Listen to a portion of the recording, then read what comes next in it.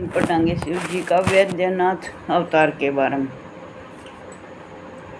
पूर्व काल की बात है। श्री नंदीग्राम में महानंदा नाम की एक ऐश्वर्य मुक्त वैश्या रहती थी। वह गान विद्या में प्रांगत सदैव शिव जी का जाप करती रहती थी तथा पार्वती सहित शिव जी की पूजा किया करती थी। वह रुद्राक्ष के रहती थी। इसके साथ वह शिव जी के सम्मुख नृत्य करती रहती थी। एक दिन उसकी प्रतीक्षा आई तो शिव जी वैश्या का रूप धारण कर उसके सामने उपस्थित हुए। उनके हाथ में रत्न जड़ित कंकण थे और उन्हें देख महानंदा की खुशी का ठिकाना न रहा। वैश्या रूप शिव उसके भाव को समझ गए। वे महानंदा से बोले कि ऐसा प्रतीत होता है कि तुम्हारा मन इस कंकण को देखकर वैचैन हो रहा है। तुम इसे ले सकती हो, परंतु यह बताओ कि इसका मूल्य क्या दोगी। वैश्या बोली, मैं तो वैश्या ठहरी, कोई पतिव्रता स्त्री तो हूँ नहीं।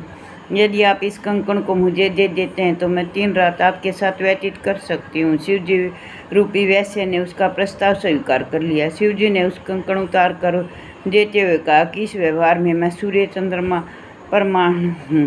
3 बार सूर्य चंद्रमा का उच्चारण कर मेरे हृदय का स्पर्श करो। वैश्या बोली, मैं 3 दिन और 3 रात आपकी पत्नी बनकर रहूंगी, पतिव्रता धर्म का पालन करूंगी। यह सत्य है, यह सत्य है, सत्य है। ऐसा कहकर महानंदा वैश्या ने सूर्य चंद्रमा को साक्षी मानकर शिव रूपी वैश्य रूप को 3 बार स्पर्श किया। शिव जी ने उसे एक रत्न जड़ित शिवलिंग प्रदान किया और बताया कि यह परम गोपनीय लिंग है, इसे सुरक्षित रखना। हुआ शिवलिंग को नृत्य मंडल में रखकर शिव जी के साथ मखमली गद्दों पर शयन हेतु चली गई। आधी रात को नृत्य मंडल से एक वाणी प्रस्फुटित हुई कि हे तात, इस नृत्य मंडल में सहसा वायु के साथ आग लग गई है। यह सुनकर वैश्या ने उठकर बंधे हुए बंदर और मुर्गी आदि को छोड़कर उनकी जान बचाई। शिव जी द्वारा प्रदान किया गया लिंग जलकर भस्म हो गया। इससे शिव रूपी वैश्य ने वैश्या बहुत दुखी हुए। वैश्या बोली, प्राणों से भी प्यारा जब शिवलिंग ही जल गया तो मैं जीवित रहकर क्या करूँगा। उसने वैश्या के नौकरों द्वारा चिता तैयार कराकर उसमें अपना शरीर भस्म कर डाला। वैश्या ने सोचा कि जब शिव भगत वैसे मारा गया तो अब मेरी प्रतिज्ञा का क्या होगा। मैंने सत्य को अपनाया था, अतः मुझे भी इसके साथ अग्नि में प्रवेश कर जाना चाहिए। ऐसा विचार कर वह भी प्राण त्यागने के लिए तत्पर हो गई। दूसरे लोगों ने उसे ऐसा करने पर रोकना चाहा, परंतु वह नहीं मानी।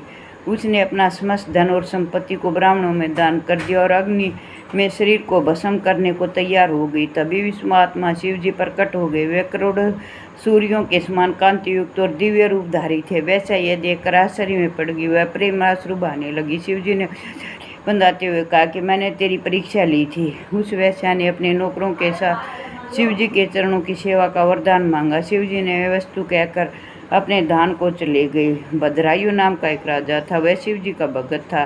शिव जी ने उसके लिए द्विजेश्वर नाम से अवतार लिया था।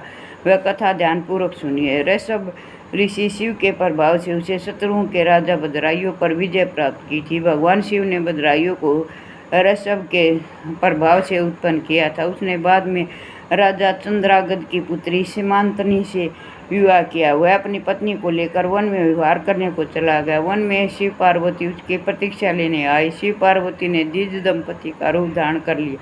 उन्होंने अपनी माया से एक सिंह को उत्पन्न किया और राजा भद्रायु के पास जाकर बोले, इसे हमारी रक्षा कीजिए।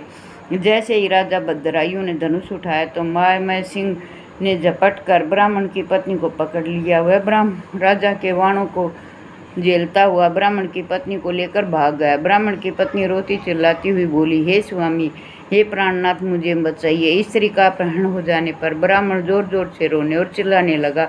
ब्राह्मण राजा से कहने लगा कि तुम्हारे पराक्रम का क्या लाभ हुआ। तुम जंगली पशुओं से मेरी पत्नी की रक्षा न कर सके।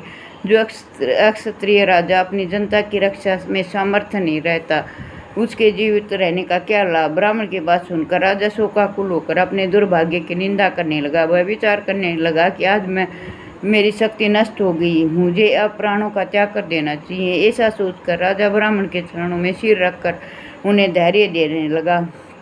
हे ब्राह्मण देवता, मैं अपना साम्राज्य आपको सौंपता हूँ। इसके अतिरिक्त आपकी कोई इच्छा हो सो बताइए। यह सुनकर ब्राह्मण ने राजा से कहा, हे राजन, अब मेरी पत्नी ही नहीं रही, अतः तुम अपनी पत्नी रानी को मुझे सौंप दो। यह सुनकर राजा बोला, मैं अपना सर्वस्व दे सकता हूँ परंतु स्त्री नहीं। वह पराई स्त्री का सेवन तो घोर अपराध माना जाता है। यह पाप तो किसी प्रायश्चित से भी दूर नहीं हो सकता। राजा की बात सुनकर ब्राह्मण रूपी भगवान शंकर बोले, मैं तुम्हारी भक्ति से प्रसन्न हूँ। मैं तुम्हारी परीक्षा ले रहा था जिसमें तुम उत्तीर्ण हुए हो। तुम वरदान मांग सकते हो। वह स्त्री मेरी पत्नी पार्वती है जिसे मेरे द्वारा उत्पन्न किया गया सिंह लेकर भाग गया था। इसी कारण तुम उनका वध नहीं कर सके। तुम्हारे धैर्य की परीक्षा लेने हेतु ही मैंने तुम्हारी पत्नी को मांगा था। राजा ने शिव जी के चरणों में गिरकर शिव भक्ति का वरदान मांगा। इसके बाद राजा ने अपने माता पिता वज्रवायु के लिए शिव भक्ति का वरदान मांगा। वज्रवायु की पत्नी ने अपने पिता के लिए शिव भक्ति का वरदान मांगा। ये थी शिव की कथा। पसंद आई हो तो लाइक शेयर सब्सक्राइब।